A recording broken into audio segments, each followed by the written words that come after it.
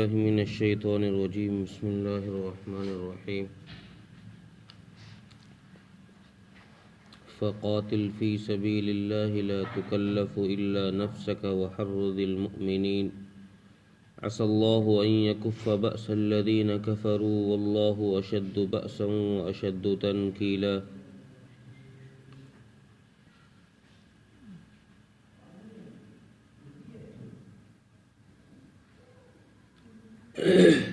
اس آیت میں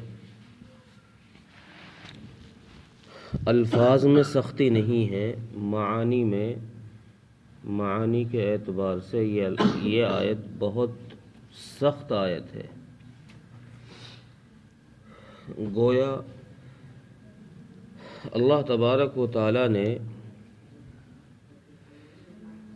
اپنے حبیب صلی اللہ علیہ وسلم سے یہ بات کہی ہے کہ نبی جی، اس دنیا میں رہنے والا کوئی شخص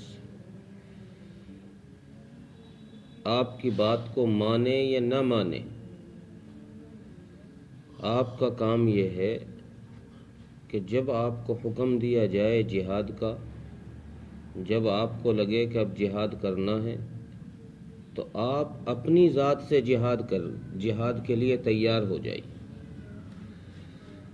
رہی بات یہ کہ کوئی ساتھ نہیں جاتا، ساتھ نہ جائے، ساتھ نہ چلے، لیکن آپ کا کام، چونکہ آپ داعی الی اللہ ہیں، اللہ کی طرف سے دعوت دینے کے لیے آپ کو بھیجا گیا ہے، اس لیے آپ کا کام ہے پیغام پہنچانا. تو آپ مسلمانوں کو جہاد کی ترغیب دیتے رہیے، ان کو بتاتے رہیے کہ بھئی جہاد کرو، اس کے لیے نکلو، اس کے یہ فائدے ہیں. تو مسلمانوں کو جہاد کی ترغیب دیجئے. باقی اگر کوئی پھر نہ جائے ترغیب دینے کے بعد، تو آپ سے کسی کے بارے میں سوال نہیں ہوگا، بھئی فلاں کیوں نہیں گیا، فلاں کیوں نہیں نکلا. آپ سے کسی اور کے فعل کے بارے میں سوال نہیں ہوگا، آپ سے سوال صرف آپ کی ذات کے بارے میں ہوگا. آپ اپنی ذات کے مکلف ہیں. گویا یہ حکم رسول اکرم صلی اللہ علیہ وسلم کو دیا جا رہا ہے، لیکن مخاطب عام انسان ہے. گویا عام انسانوں سے یہ بات کہی جا رہی ہے کہ قیامت کے دن سوال تم سے تمہاری ہی ذات کے بارے میں ہوگا، دوسروں کے بارے میں نہیں ہوگا.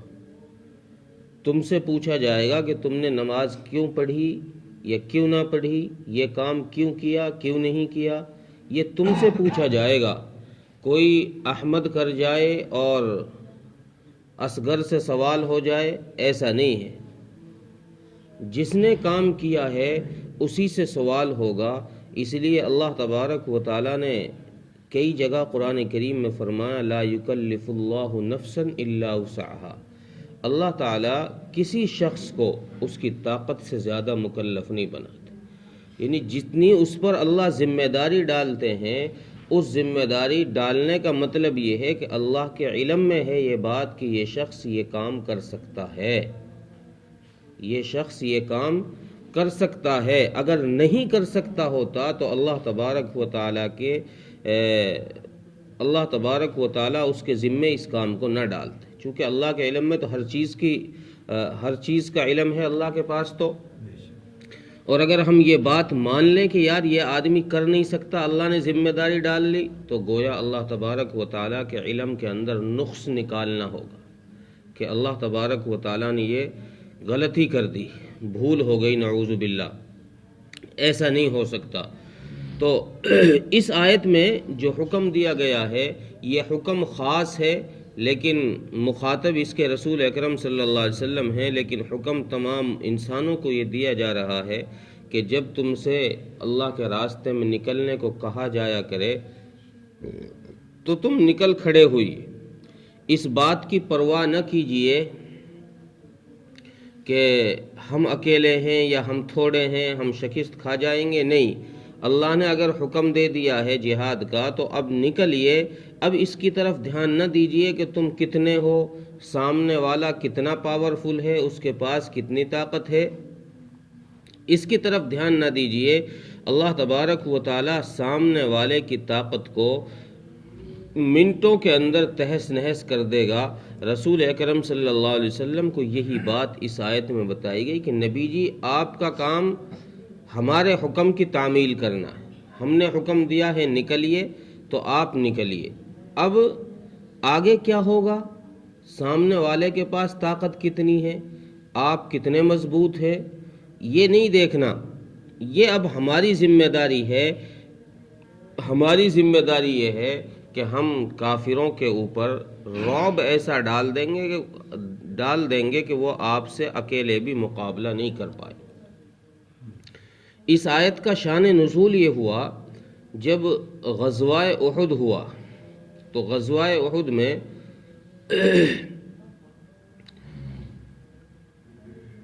مسلمانوں کو نقصان ہوا، تو مشرکین مکہ شوال میں غزوہ احد ہوا، شوال کے اخیر پہ، تو مشرکین مکہ رسول اکرم صلی اللہ علیہ وسلم سے یہ کہہ کر گئے کہ بھئی اگلے مہینے ہم پھر جنگ کریں گے، تم سے اگلے مہینے یعنی ذی قعدہ میں تم سے پھر جنگ ہوگی۔ کہاں ہوگی؟ بدر کے میدان میں ہوگی۔ تو یہ بات ان کی طرف سے طے ہو گئی، رسول اکرم صلی اللہ علیہ وسلم نے بھی اس پر ہاں کر دی، بھئی ٹھیک ہے، جب تم جہاد کرنا چاہتے ہو، لڑنا چاہتے ہو تو ہم تیار ہیں۔ تو جب وہ وقت آیا، ذی قعدہ جب آیا، جنگ کا وقت قریب آیا، تو مسلمانوں سے رسول اکرم صلی اللہ علیہ وسلم نے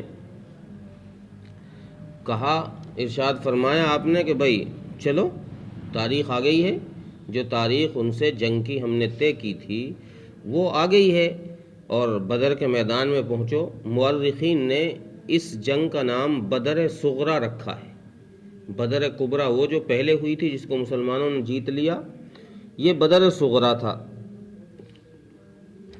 تو کچھ مسلمانوں نے، کمزور ایمان والوں نے تو بہانہ لگایا تازہ زخمی کا کہ یا رسول اللہ ابھی تو ہم پچھلے مہینے ہی تو جنگ کر کے آئے، ابھی ہمارے وہی زخم صحیح نہ ہوئے، ابھی ہمارے جسم پر وہ پچھلے جنگ کے زخم موجود ہیں، اب پھر سے آپ جنگ کے لیے بول رہے ہیں۔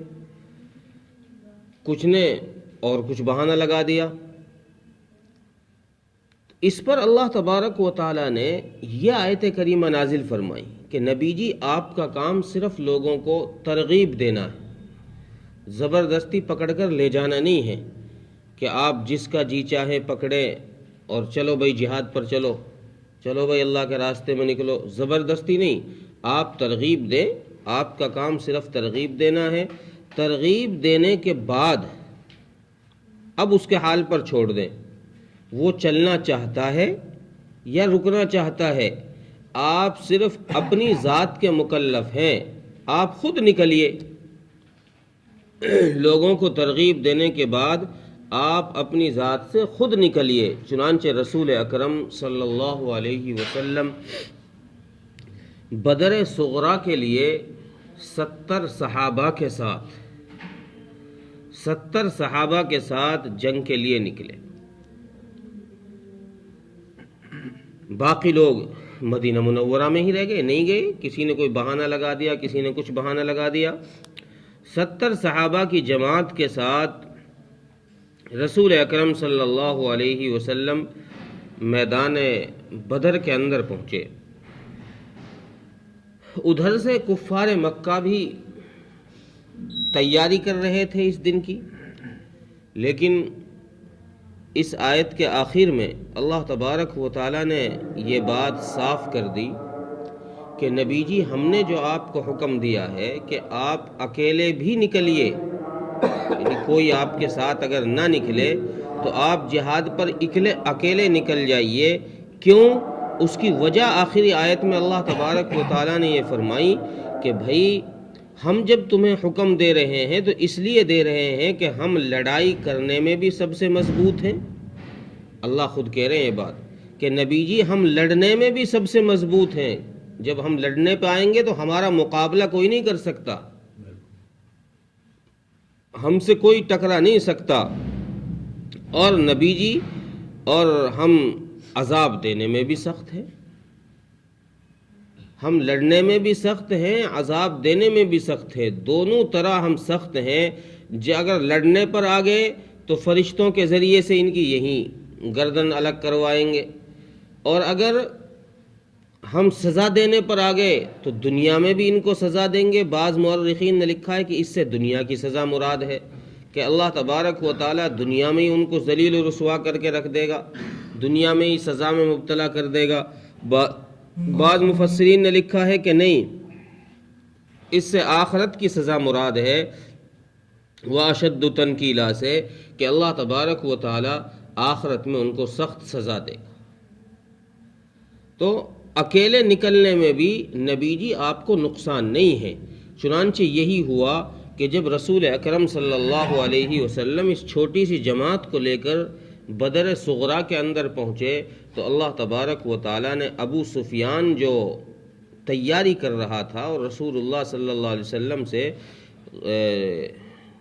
غزوہ احد میں یہ کہہ کر گیا تھا اس جنگ کے لیے، تو اللہ تبارک و تعالیٰ نے ابو سفیان کے دل کے اندر مسلمانوں کا رعب پیدا کر دیا، ایک خوف پیدا کر دیا۔ چونکہ دل تو اللہ کی دو انگلیوں کے درمیان ہے سارے انسانوں کے، اللہ تبارک و تعالیٰ نے ابو سفیان کے دل میں رعب پیدا کر دیا، اور ابو سفیان نے جنگ جانے سے منع کر دیا کہ بھئی ہم نہیں جاتے۔ اس طریقے سے اللہ تبارک و تعالیٰ نے کافروں کے دل میں رعب ڈال کر مسلمانوں کو فتح نصیب کر دی۔ تو آپ صلی اللہ علیہ وسلم کو گویا یہ تسلی دی کہ جب آپ کو حکم دیا گیا ہے تو آپ اکیلے بھی نکل جائیے، کیونکہ آپ کا اللہ آپ کے ساتھ ہے، اس کی مدد اور اس کی نصرتیں آپ کے ساتھ ہیں، وہ آپ کو شکست نہیں کھانے دے گا، وہ لڑنے میں بھی مضبوط ہے، بات سزا کی آئے گی تو وہ سزا دینے میں بھی سخت ہے۔ ترجمہ دیکھیں، فقاتل فی سبیل اللہ، سو آپ لڑیے اللہ کے راستے میں، لا تکلف الا نفسک وحرض المؤمنین، اور آپ کسی کے ذمہ دار نہیں ہیں سوائے اپنے آپ کے، یعنی آپ سے کسی اور کے بارے میں سوال نہیں ہوگا، پوچھ نہیں ہوگی، صرف اپنے فعل کے بارے میں پوچھ ہوگی۔ وحرض المؤمنین، اور مسلمانوں کو جہاد کے لیے ترغیب دیجیے۔ عسى اللہ ان یکف بأس الذین کفروا، قریب ہے کہ اللہ تبارک و تعالیٰ کافروں کو لڑائی سے روک دے۔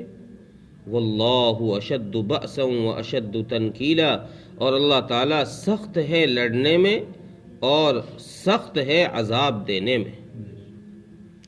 اللہ تعالیٰ مل کی توفیق عطا فرمائے۔